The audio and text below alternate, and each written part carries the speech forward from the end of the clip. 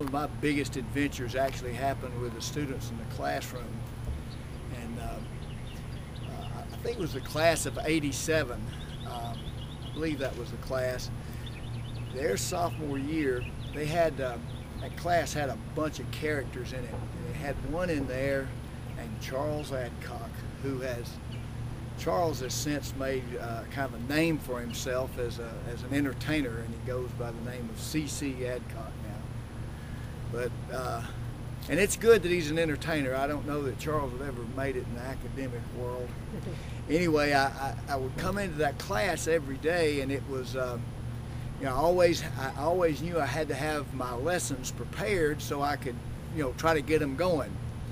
And this particular day, I noticed that there was a lot of animation with them, which was not usually the case. They usually were sitting there pretty glum.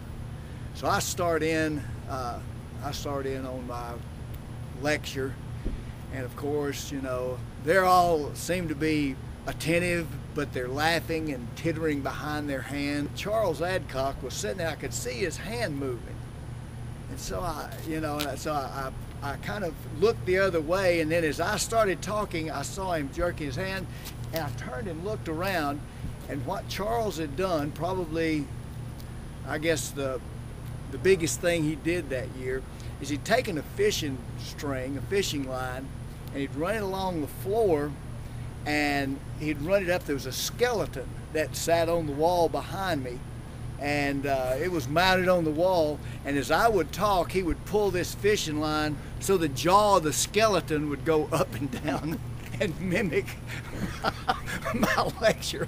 And boy, that was the biggest thing that happened in that class that year. That was boy, that was really something. So I remember that story, and I remember that class.